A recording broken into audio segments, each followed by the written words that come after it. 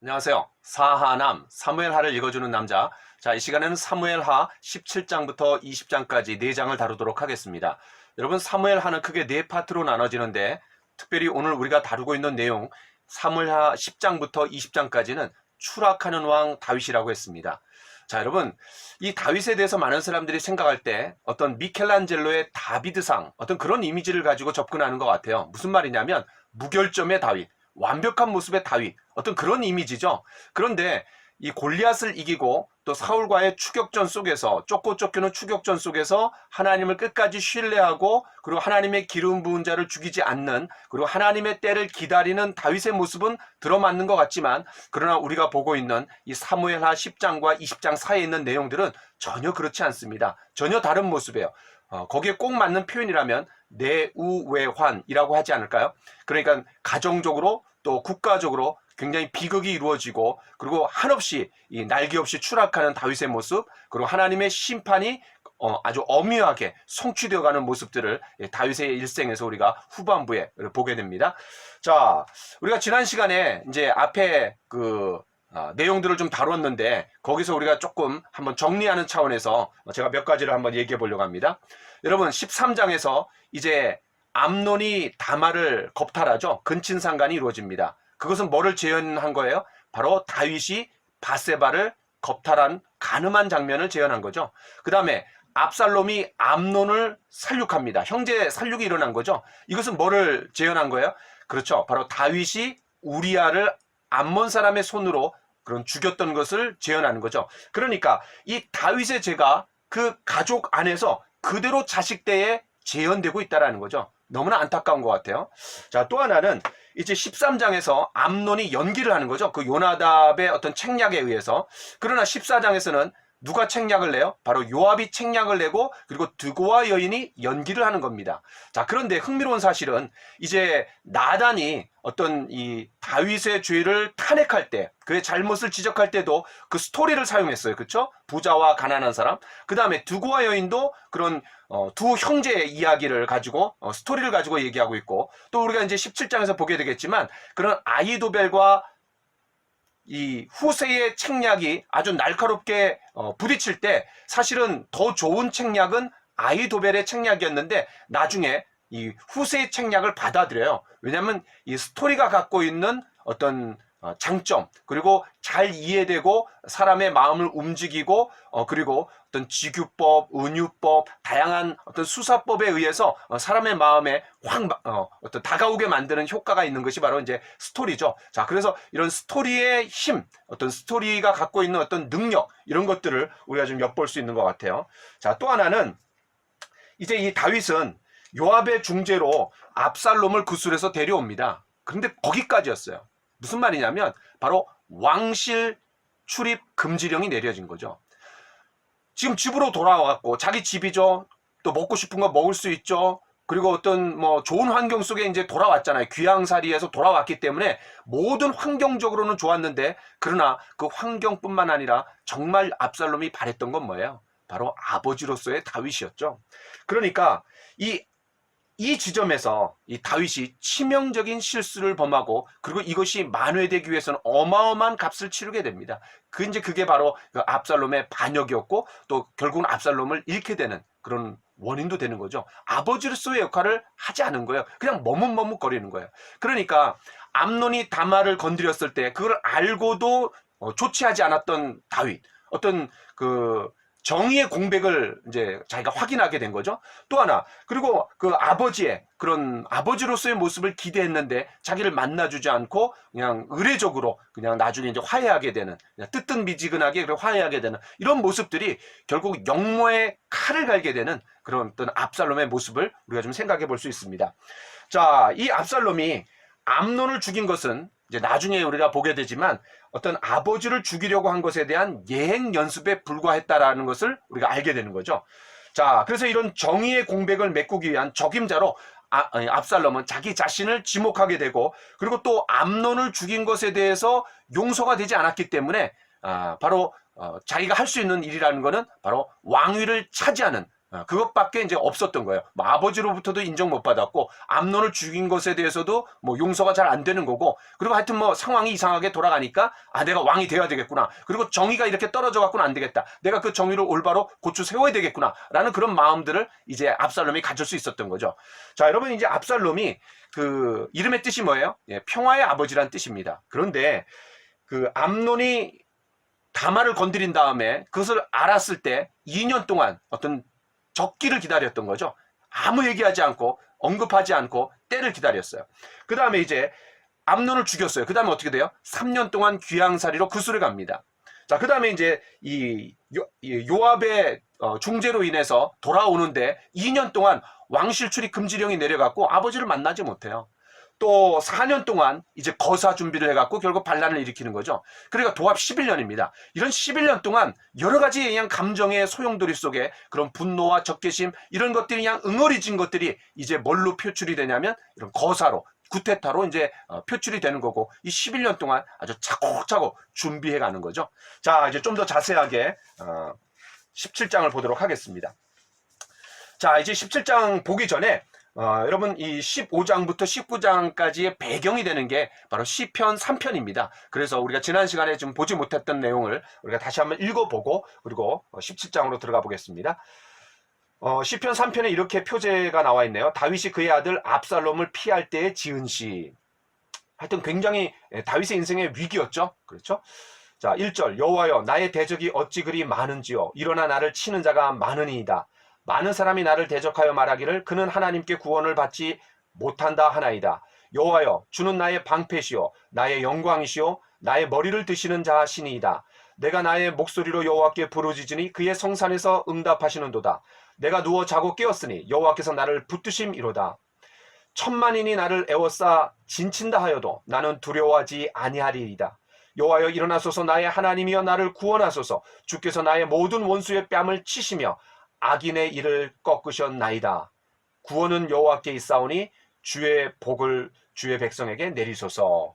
그러니까 굉장히 위기 상황 가운데 하나님을 신뢰하면서 하나님을 오히려 찬양하는 그런 시를 이제 남겼는데, 우리가 이제 나중에 결론적으로 얘기하게 되겠지만 참 이상한 것은 이런 다윗이 어마어마한 잘못을 범하고 이렇게 그냥 나락의 길을 갔는데도 불구하고 하나님은 사무엘하 7장에서 다윗 언약, 너의 후손을 영원히 그런 왕이 되게 해주겠다. 어떤 다윗 왕가에 대한 그런 영원한 왕가를 보존해 주시겠다라는 그 약속을 그대로 지키세요.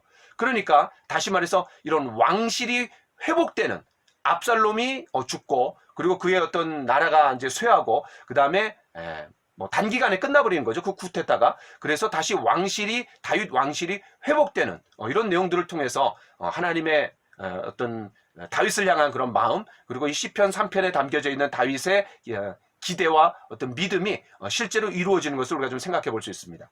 자, 이제 17장으로 본격적으로 들어가 보도록 하겠습니다. 자, 이제 아들에게 반역을 당했어요. 그리고 그 부자지간이 원수가 됐습니다.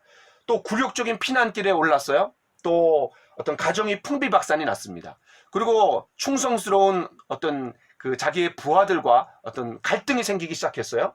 또 백성들의 반역으로 인해서 국난이 일어나게 됩니다. 나중에 이제 20장에 보면은 그런 북쪽 이스라엘과 남쪽 유다의 어떤 갈등이 굉장히 심각하게 되고, 나중에 이제 이게 열왕기 상에 가면은 정치적으로 이제 갈라서게 되는 하나의 예고가 되는 거죠.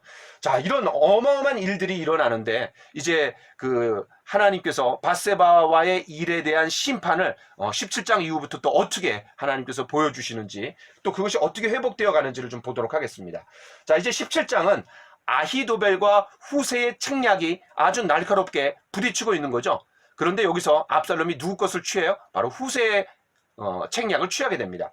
자, 1절부터 4절에 보면 아히도벨, 다윗의 모사였던 거죠. 그리고 밧세바가 이제 손녀딸이었어요. 그러니까 다윗에게서 멀어지면서 이 압살롬에게 붙었어요. 그때 어떤 제안을 해요? 왕의 후궁들과 동침하소서. 야, 굉장히 잔인한 제안을 했어요. 그 다음에 그거에 이어서 여세를 몰아서 12,000명을 저에게 주십시오. 다윗을 치고 오겠습니다. 다윗의 목을 따갖고 오고 그리고 나머지 백성들은 압살롬에게 돌리겠습니다. 라고 얘기하는 거예요.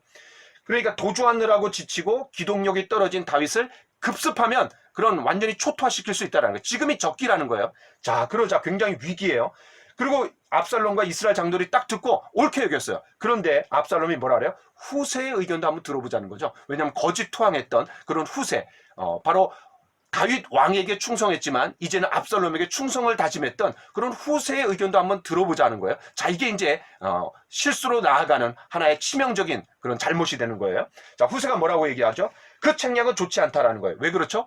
다윗과 그 추종자들은 용사이고 들에 있는 곰이 새끼를 빼앗긴 것처럼 격분해 있고 또 전쟁에 익숙한 자들이고 백성과 자지 않고 숨었을 것인데 그런 기습 공격하는 것은 큰 의미가 없다라는 거예요. 또 만에 하나 패배하기로 하면은 안 좋은 소문이 퍼지게 되고 그리고 이스라엘은 온 무리가 왕의 아버지는 영웅이고 그 추종자들은 용사임을 다 알고 있다라는 거예요. 그러니까 이 광야에서 다윗하고 싸운다라는 거는 이거는 불보듯 뻔한 거예요. 왜냐하면 이 다윗은 광야가 그 홈그라운드예요. 그리고 야전 사령관 출신이에요. 그리고 어떤 그 역전의 용사, 백전 노장들이 있는 곳에서 지금 현재 격앙된 상태이기 때문에 굉장히 호전적이라는 거예요. 곰처럼. 그러니까 이거 싸워봤자 섣불리 싸워봤자 안 된다라는 거예요. 그러면서 뭐라 그래요? 내 계략은 뭐냐? 단에서부터 부엘세바까지 충분한 군사를 모으고 그리고 기습해서 이스리 땅에 내림같이 덮어버려 진멸하게 하자라고 얘기하는 거예요. 자, 이 내용의 핵심이 뭐예요? 시간을 벌자는 거죠. 이 다윗으로 하여금 전열을 정비하고 다시 반격을 할 수 있는 시간을 벌겠다라는 의도예요. 왜냐하면 군사를 단에서부터 부엘세바까지 모으는데 시간이 얼마나 많이 걸려요. 자, 그러니까 참 이 스토리를 가지고 얘기하는 거예요. 자, 이제 아히도벨하고 후세의 어떤 책략을 살짝 한번 비교해 보죠. 자, 아히도벨은 뭐라 그래요? 굉장히 짧아요. 12,000명을 내게 주십시오. 내가 다윗을 쳐갖고 오겠습니다. 아주 뭐 단도직입적이에요. 그런데 후세는 그 내용이 한 3배 내지 4배가 길어요. 왜냐하면 거기에 은유법도 들어가 있고 주규법도 들어가 있고 또 현란한 어떤 수사법으로 인해서 이 스토리를 가지고 사람의 마음을 감동을 주는 거죠. 그리고 그냥 눈에 싹 그려지게 하는 거죠. 그리고 이 아히도벨보다 사실 현실성이 떨어지는 책략임에도 불구하고 누가 보더라도 그렇죠. 근데 거기에 이제 탁 넘어가게 되는 거예요. 이게 이제 스토리가 가지고 있는 능력인 것 같아요.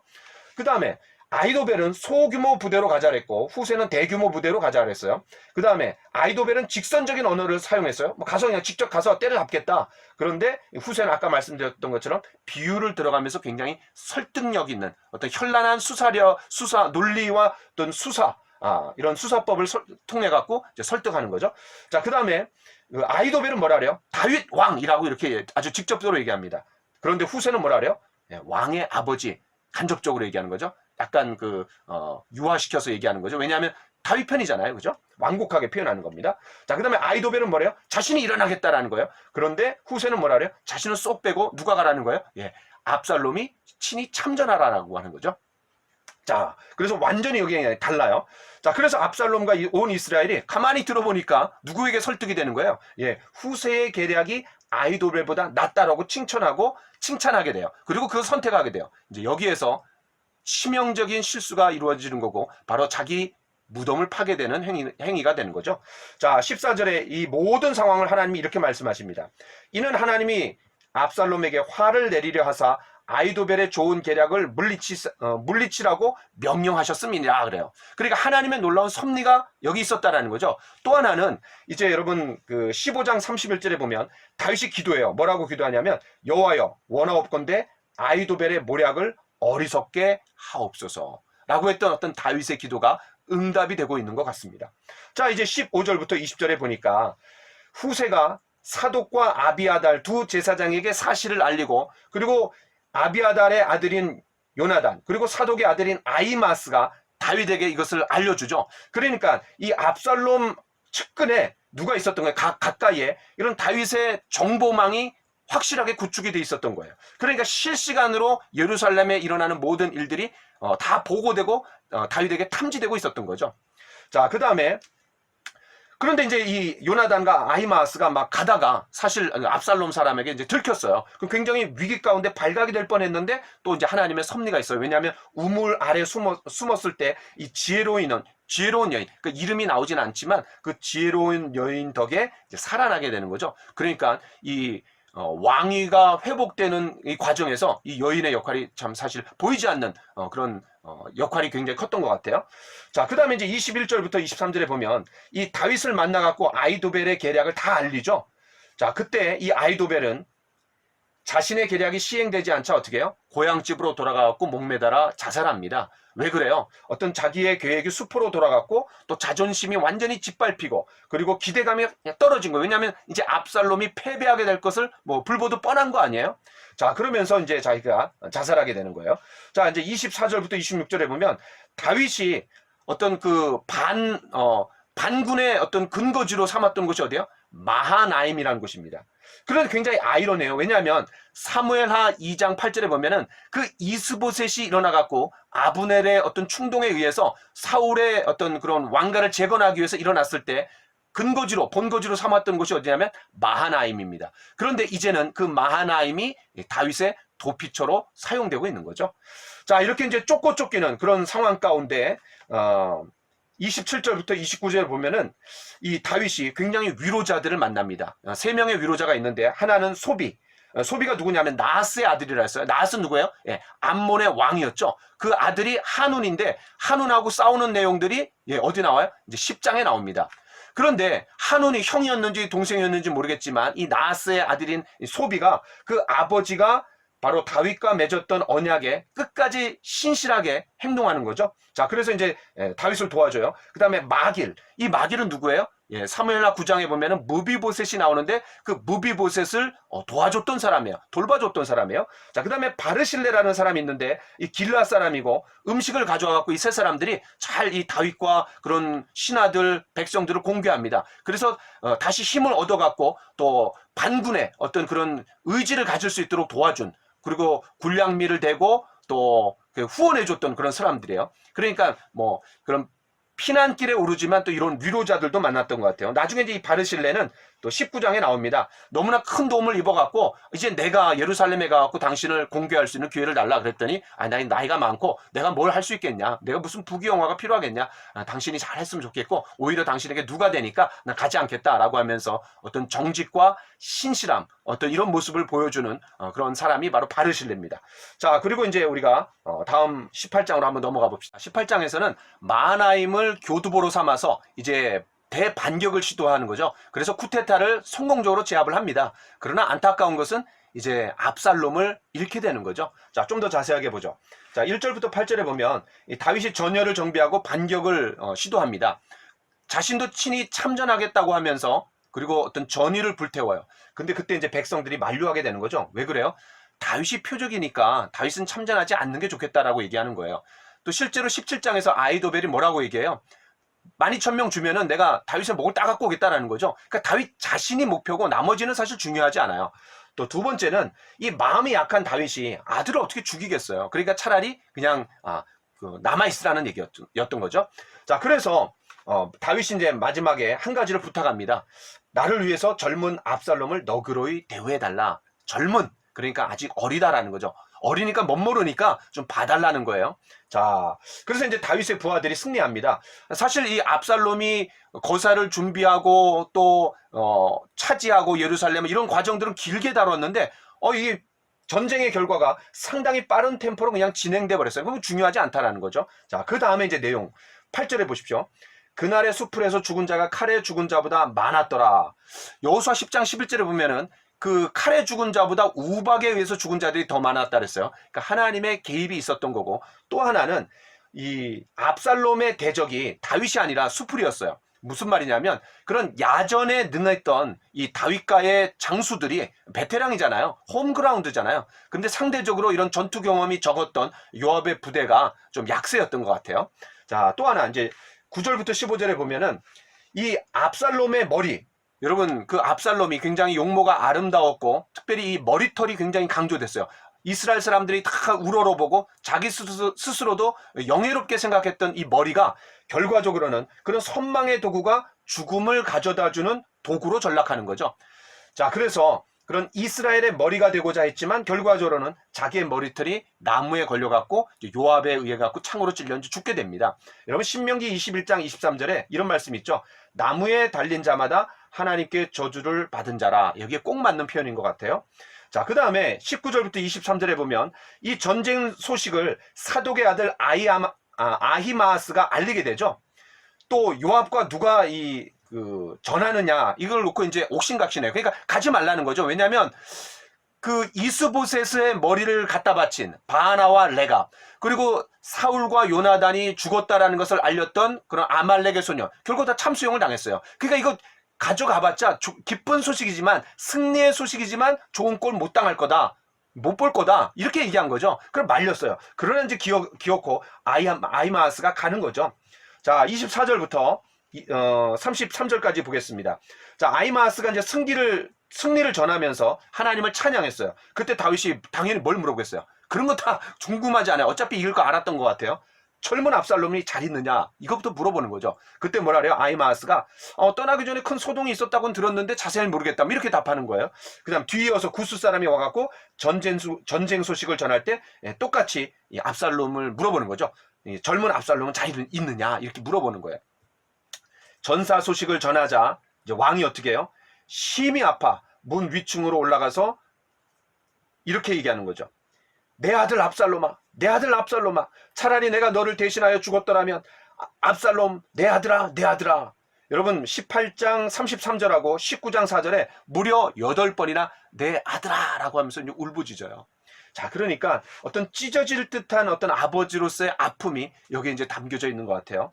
자, 여러분, 이 다윗과 밧세바의 이 사건의 결과로 심판이 떨어졌습니다.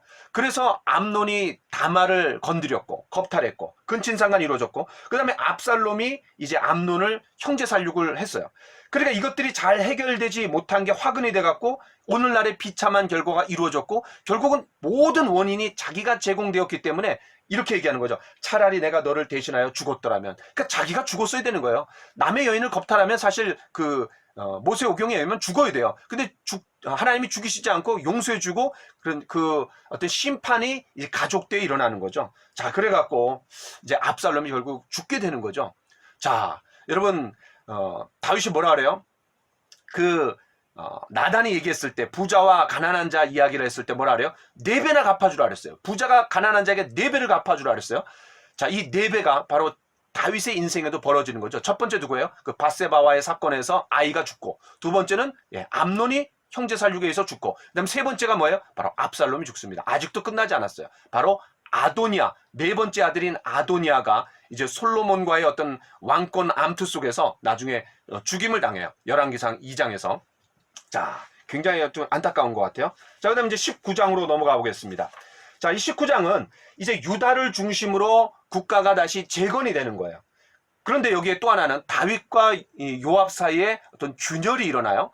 또 하나는 시므이 실바. 여러분, 시므이가 누구예요? 다윗을 저주했던 사울 왕가를 다시 회복시키려고 했던, 그러니까 압살롬의 반역이 사울 왕가가 회복되는 어떤 전조다, 이렇게 생각하면서 비난했던, 그죠? 피를 많이 흘렸기 때문에 하나님이 응징하시는 거다, 이렇게 이제 비난했던 이 시므이가 등장하고, 그 다음에 무비보셋을 모함했던 실바가 등장하면서 이제 마지막에는 또 무비보셋하고 바르실레 이야기가 나옵니다. 자, 좀 더 이제 자세하게 보죠. 자, 1절부터 8절에 보면은 이 승리를 했지만 굉장히 군인들이 패배한 자처럼 머리를 숙이고 귀대를 해요. 왜냐하면 내 아들 압살롬아, 압살롬아, 내 아들아, 내 아들아, 이렇게 얘기하면서 압살롬을 잃은 거에 대한 슬픔이 너무나 가득 차갖고 그냥 다윗이 정신을 못 차렸던 것 같아요. 그때 요압이 보다 못해 한마디 하죠. 어떻게 얘기해요? 모든 생명을 구하기 위해서 싸운 병사들을 너무 부끄럽게 하는 거 아닙니까? 또 차라리 압살롬이 살았더라면 더 좋은 거 아닙니까? 우리가 죽고 내가 죽고 그리고 압살롬이 살았더라면, 압살롬이 이겼더라면 당신 더 좋아했을 거 아니냐라고 그렇게 이제 따져 묻는 거죠. 그러면서 빨리 부하들의 사기를 올려주기 위해서 당신 그렇게 하면 안 된다라고 이제 그렇게 얘기하는 거예요. 만약 그렇게 하지 않으면 오늘 밤 한 사람도 왕과 함께 머물지 못하고 젊었을 때부터 지금까지 당한 화보다 더 큰 화가 이를 거다라고 그렇게 이제 그냥 아주 엄포를 주는 거예요. 아주 노골적으로 다윗에게 실망감을 표현하는 거죠. 심지어는 아주 위협성 발언까지 하는 거예요. 협박을 하는 거예요. 이게 이제 다윗의 마음에 확 꽂힙니다. 이 사울과 이 요나단 때 사실 조가 정치를 했어요. 또 아브넬이 죽었을 때도 조가 정치를 했어요. 그러니까 이 압살롬의 반역에 가담했던 사람들이 누구였냐면 북쪽 이스라엘 사람들이거든요. 그래서 이 압살롬에 대한 안타까움을 표현하는 거기도 하지만 바로 거기에 가담했던 북쪽 이스라엘 사람들을 보복하지 않겠다라고 하지 않겠다라는 어떤 정치적인 이유가 여기 사실 좀 들어있는 거거든요. 자, 그런데 이제 그거 모르고 이 요압이 막 그냥 압박을 가하는 거예요. 나중에는 이제 이 요압이 아마사로 대체가 되는 거죠.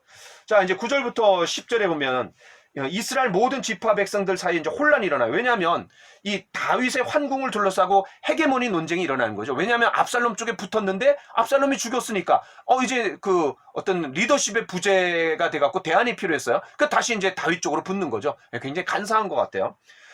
자, 다윗이 새로운 실력자로 부상하니까 그쪽으로 붙자면서 이제 행동하는 거죠.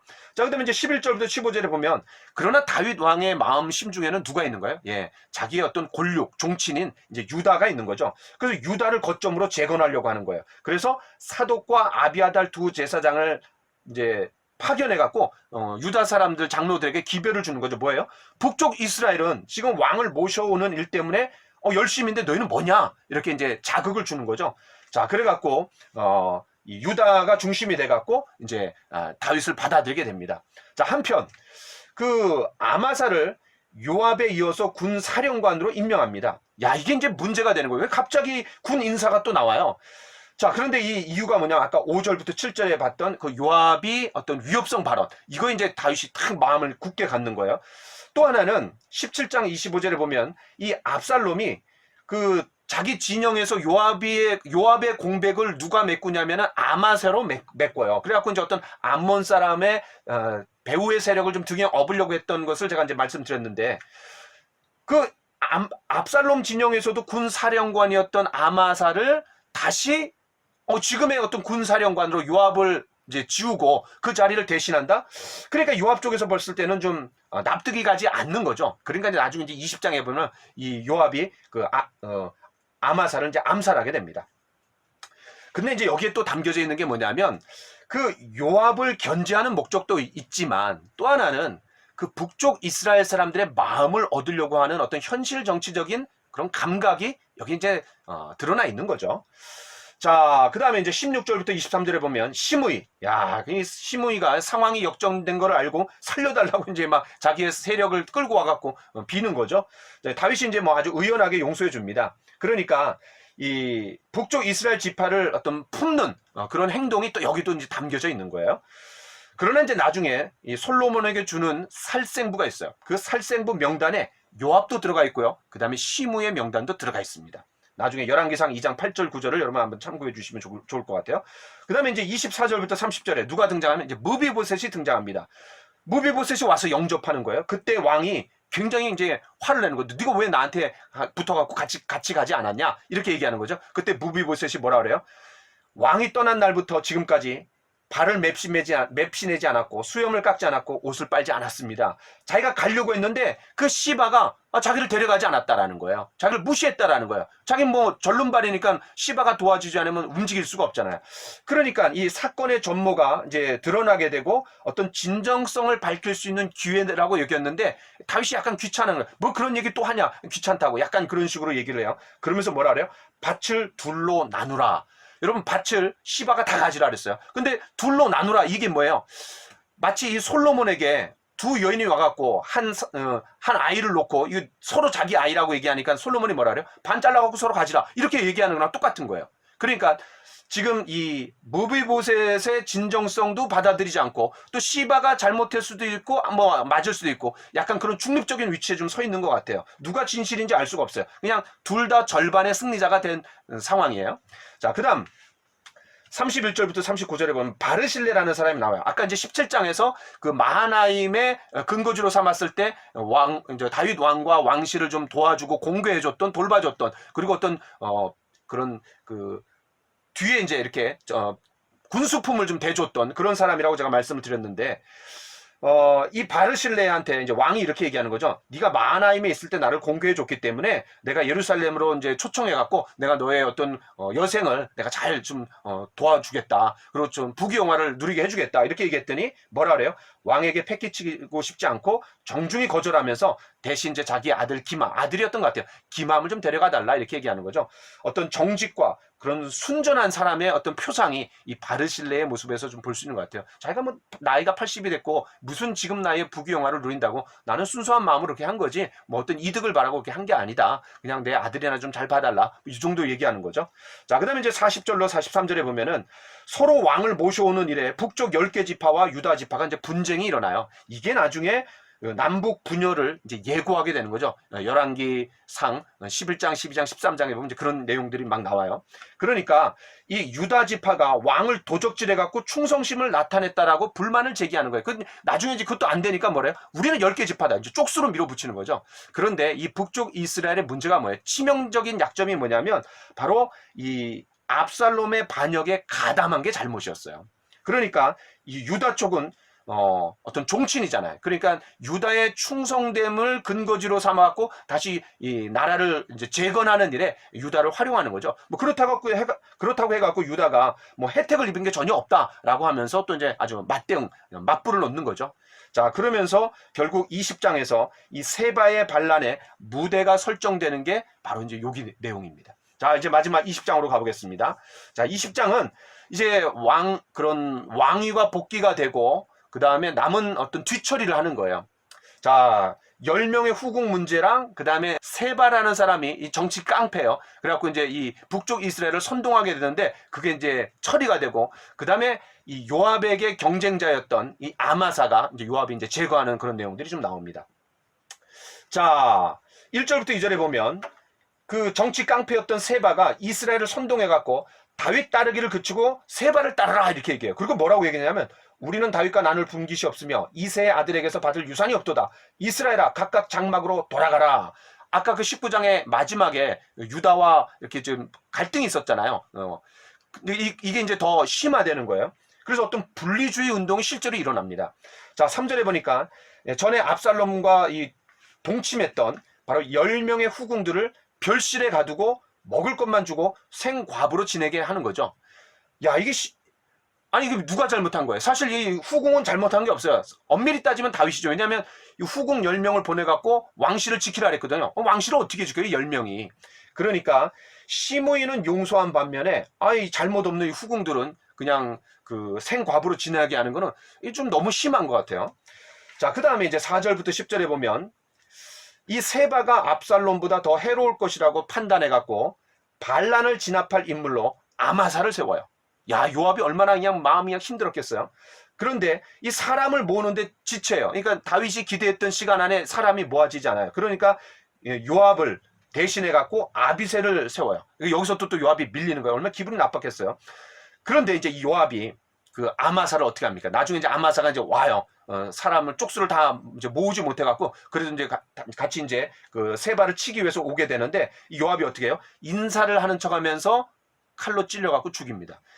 과거에 그 아브넬을 죽일 때도 비슷하게 암살을 했거든요. 아주 이런 거에 능한 것 같아요. 자, 그러니까 이 1차 목표는 요압에게 세바가 아니라 이제 아마사였던 거죠.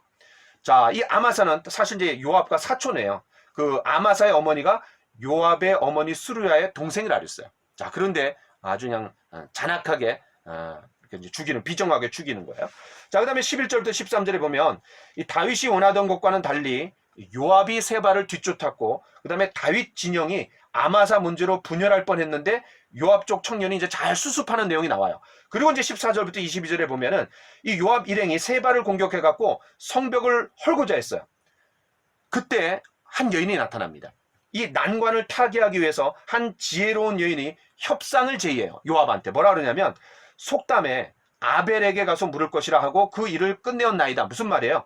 아벨이 지혜와 모략으로 유명하고 그리고 아벨에 물으면은 모든 어려운 문제도 다 해결짓고 또 타결지었다라는 그런 명성을 거론하는 거예요.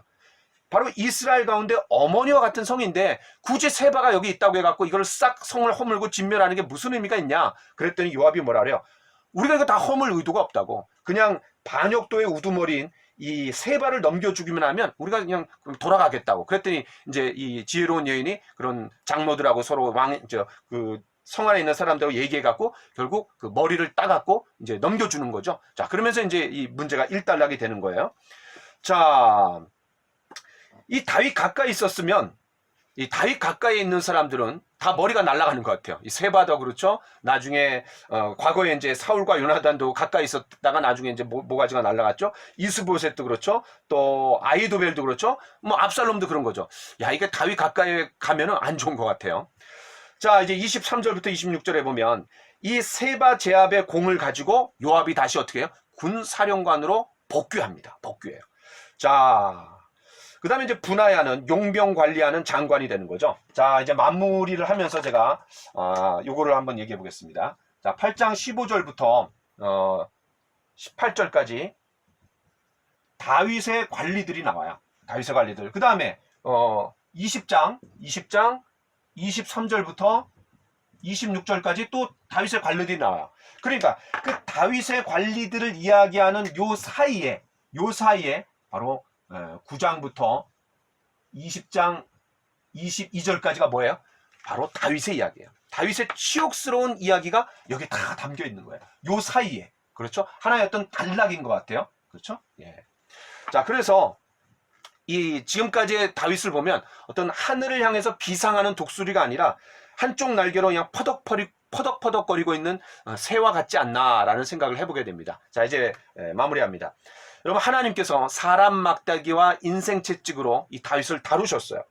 풍전등화의 위기 속에서도 이 사무엘하 7장의 다윗 언약, 그것을 하나님이 지키시고 계속해서 왕권을 영원히 보존해 주겠다라고 했던 그 약속대로 결국은 이제 왕권이 회복이 되는 거예요. 그래서 이 10장부터 20장까지의 치욕스러웠던 어떤 다윗의 가정사, 또 국난, 또 여러 가지 어떤 갈등 관계, 이런 것들이 마무리가 되면서 이제 21장으로 들어가는 겁니다. 자, 수고 많으셨습니다.